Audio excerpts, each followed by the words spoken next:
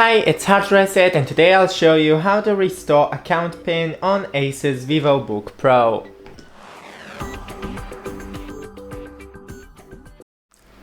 So first I'll go into the lock screen.